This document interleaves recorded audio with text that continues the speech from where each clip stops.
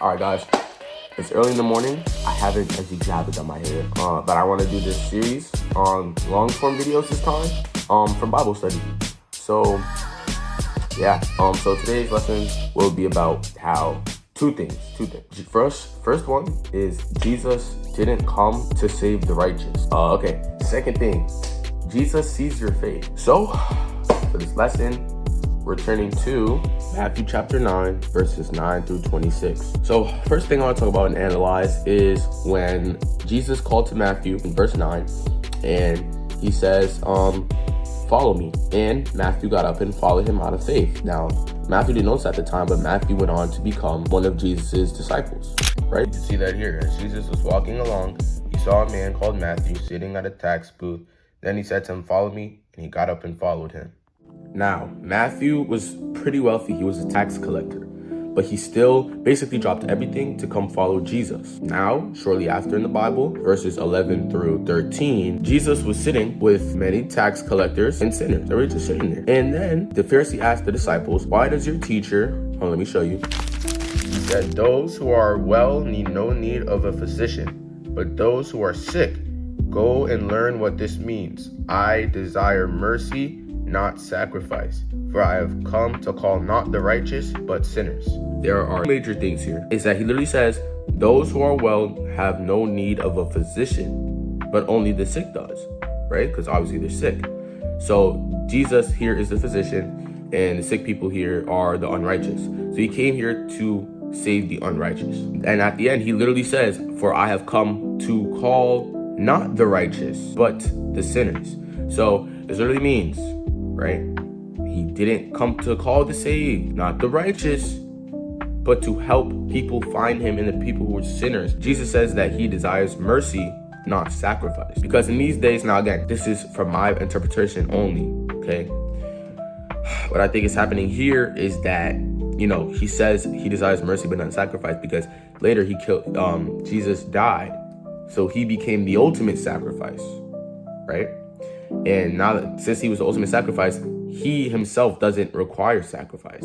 Because in those days, people used to sacrifice goats and the best of their food and everything and burn it to him. But now he's saying no more, because he's the ultimate sacrifice. He always speaks to them with kindness. No matter how many times they try to doubt him, he always speaks to them with kindness or with warning, never with pure anger. So notice that. Jesus was an example.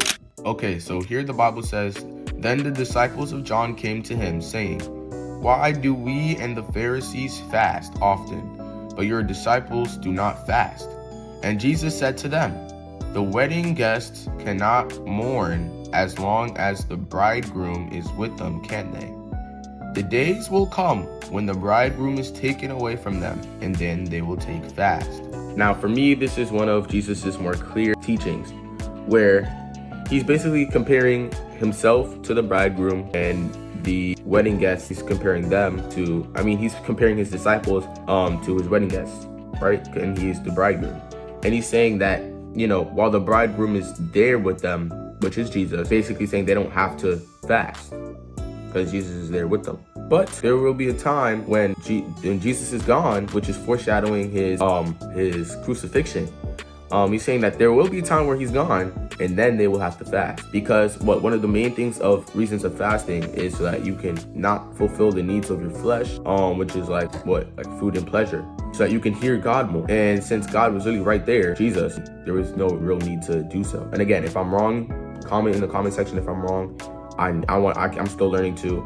But again, this was just my interpretation. As Jesus went on from there, two blind men followed him, crying loudly, have mercy on us, Son of David. When he entered the house, the blind men came to him, and Jesus said to them, do you believe that I'm able to do this? They said to him, yes, Lord. Then he touched their eyes and said, according to your faith, let it be done to you. And their eyes were opened. This just again proves, how much Jesus really appreciated and loved people's faith. Because he literally says, he asked them, right? Do you believe that he's able to do it, which is basically asking, do you have faith in me that I could do this? And they said yes. So then he said, according to your faith, which is because of your faith, he'll do it. So today we're gonna keep this short, sweet, and complete. Because it's my first ever Bible study. Again, if there's anything I need to improve on or any interpretations that I got wrong, please let me know in the comments. And if you're not saved watching this video, I highly advise you to become saved. Pray to God for him to save you, and ask for forgiveness, definitely. And I mean, even if you are saved, always ask for forgiveness daily, because we sin every day. Jesus is real, God is real. Stay blessed, get right with God.